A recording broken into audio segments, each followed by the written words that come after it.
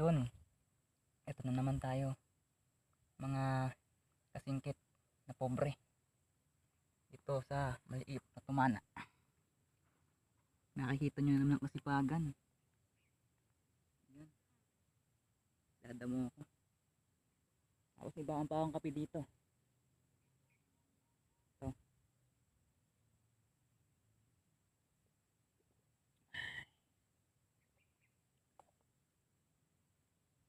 baon pang kape ang inyong lingkod, nilagyan pa ng kalat ng damo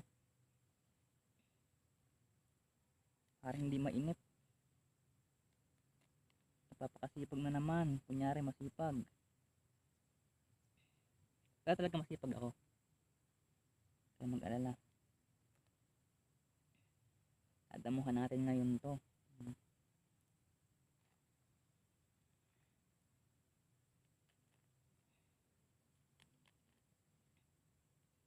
Parang hindi tayo mapagalitan. Kasi tayo mapagalitan eh. Hindi tayo nagdamo. Maluwang na ang aking damuhan.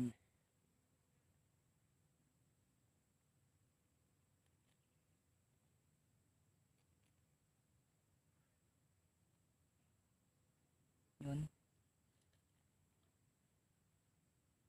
Kaya tayo may kanya-kanyang ginagawa eh. Kaya lang, sa ngayon, ito muna yung aking ginagawa. Wala pa kasi yung panahon ng tag-araw para makapagtanim ulit ng gaang tutubig na gulay.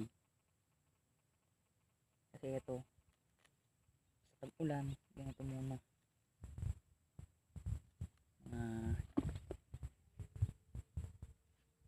Mata ako sa tubig. Pakita ko sa inyo, medyo manipis siya sa ngayon, pero ganyan talaga kasi ano medyo bago pa lang yan, bago pa lang na ano yan, bago pa lang na tubo yan. Talaga sa ulam yan, sa isda, sa bangus, at mga isda, ganun. Kaya kailangan natin damuhan para maibenta to. Pag natanggal yung mga damo, kakapal na yan lahat. Kasi kailangan malinis natin yan. Yan ang aking ganap ngayon. Wala pa akong ibang papakita sa inyo tungkol dito sa mga ganito. Hindi na tayo masyadong ngayon na pagbabasketball. Wala akong content ngayon na basketball. Sa mga susunod pa na tag-araw siguro, doon ko na mawalabas ulit yung mga laro sa kalye. Sa kalye lang, kalye. Mga highlights doon, mga kapobreng kasingkit. Tiga muna ako sa aming maliit na tumana.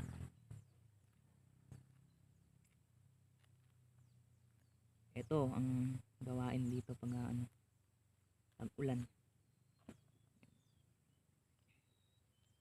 Wala pa akong racket sa basketball eh. May-racket na ako sa basketball ulit. Yun na, matumal ngayon ang basketball ko kasi nag-uulan ngayon, mga kapobre kasingkit.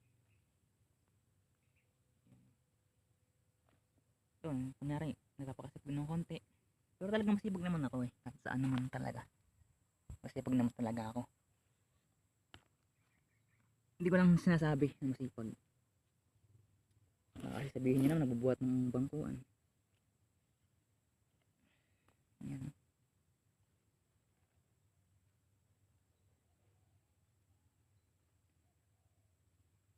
Kahit naman sa aking vlog hindi pala rin, at least may alaala, yung mga memories na nakasave sa YouTube channel ko. Okay na sa akin yun. Habalang araw papakita ko sa aking mga anak na kahit sumablay ako sa buhay, tuloy pa rin. Tumakan lang yung binabago ko ngayon sarili ko kasi daming nagawang kasalanan. wala akong palihim na ano, suliranin, ganun. Kaya maraming nangyayari, kaya kailangan kong patunayan talaga na kayang-kaya natin yan, mga kapobre, kasingkit. Hindi muna tayo ng kape. Ay, kailangan ko na yung kape ko. Hindi, wala pa naman. Gaano mo rin yan. Mas baka pa kasingkit.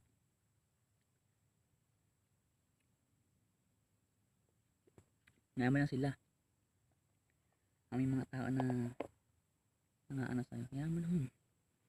Kasi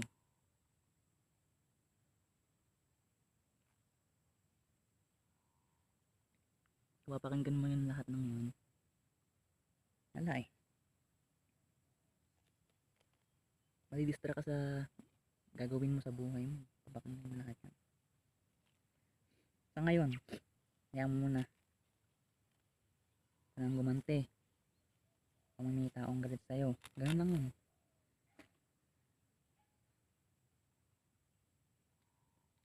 Sa yung ginagawa, kahit hindi man lang gusto yan.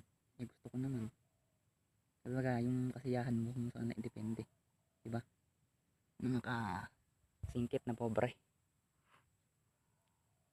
Oh, pawis na ako ngayon. Ngayon ang nadamuhan ko.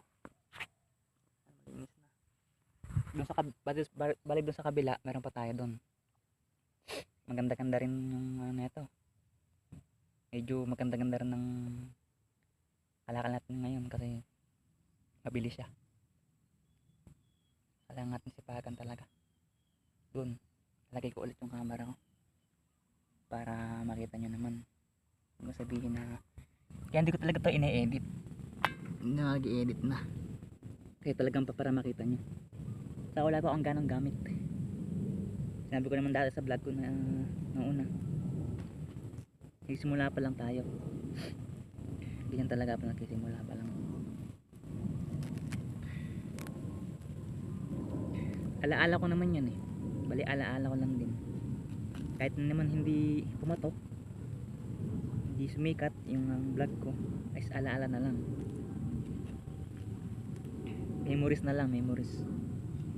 Nakasave. Ganun. Papanoorin ko palagi para ma-motivate ako sa araw-araw. Kasi marami pa akong kailangan patunayan eh. Marami pa akong kailangan gawin talaga. Kaya hindi muna tayo pwede mag-asawa. Kailangan tumulong muna tayo sa mga kapatid natin. Kasi maliit pa naman eh. Kahit hindi sila maniwala sa akin, okay lang yun. Basta ang Panginoon naniniwala sa akin, okay na ako dun. Basta sa vlog ko, yun ang aking lakas pagbablog. Pinapakita ko kung sa iba na kailangan ma-motivate din sila. Kahit na anong pagdaan mong hirap, huwag kang susuko, mga kapobre, kasingkit. Tinan mo nga ako, tinan mo. Tagal ko nang nandito sa bukid na to. Di pa rin ako sumuko. Hanggang basketball, lumarakat mag-basketball para kumita ng kahit paano. Naging trabaho ko. Kung walang basketball, dito ako. Dito muna ako. Minsan na ako nalayo, pero nakakainip din sa malayo eh. Pero pagka ano yun, doon ako maglalaro sa mga malayong lugar. Sa mga ano pala sa akin, subscribe, maraming salamat nga pala din. Kasi kahit paano may sumuporta rin sa akin kahit ko konti lang. Nagpasalamat na po ako doon. Yun. Kaya gagalingan ko pa. Ano ko pang papakita na yung gagawin ko na to talagang kapaki-pakinabang, makikita nyo. Kasi wala naman tayong ipagmamalaki eh. Ang aking puso lang namang puso ko lang at aking pagmamahal sa sarili sa Diyos sa pamilya. Yun lang pagmamalaki natin. So lipat camera ulit, lipat ng pwesto ng camera, baka matabunan. Diyan naman. Yan.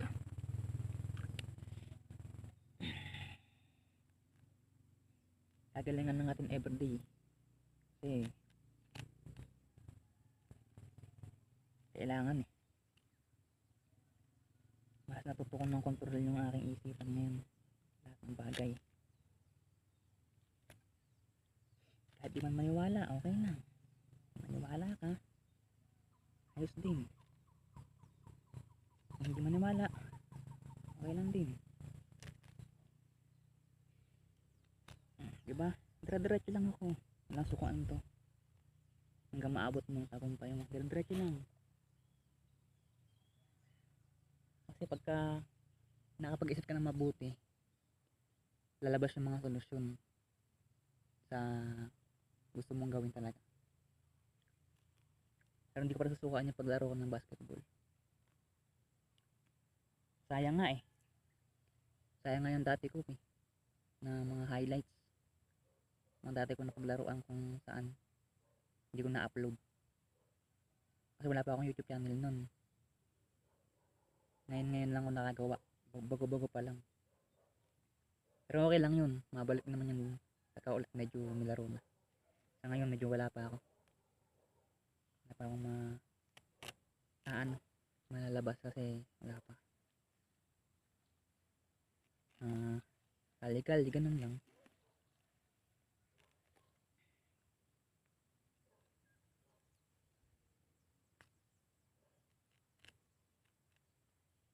Yun. Maya tayo aahon. Ang aking patalandaan. Tutusok ko ulit yan.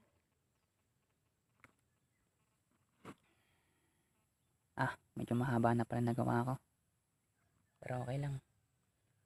Mabot na mga 12 PM. Kaso matagal-tagal pa yun. Maya pa yun.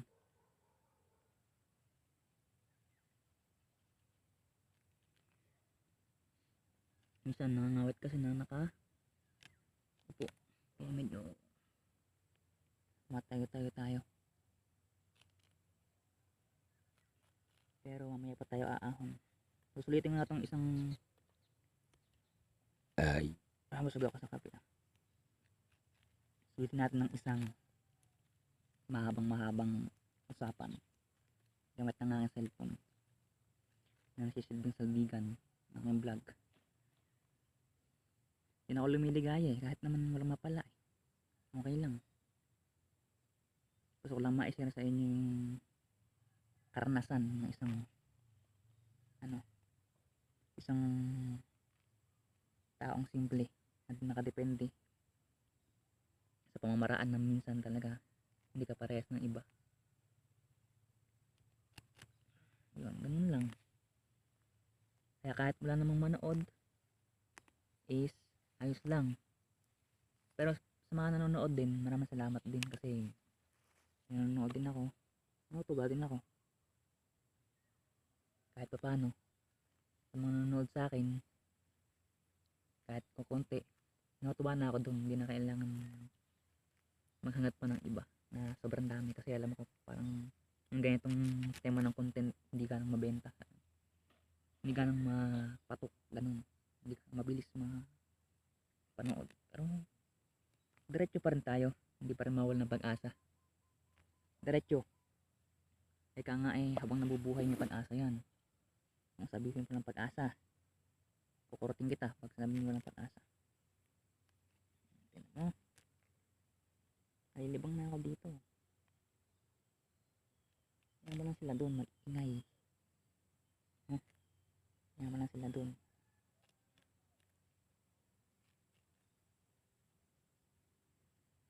Mga alaga ako doon, mga manok. Mag-iingay. Napatak na.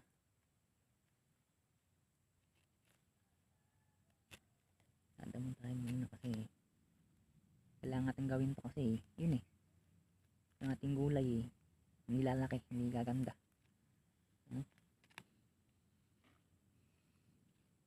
Lipat camera na naman. Sapawis na ako. Ba? Magkikinsi na pala. Ayun o. Ayan, medyo madalang yung tubo kasi kinain ng kambing eh. Kambing ng kapitbahay. Pinapak, nasarapan yata.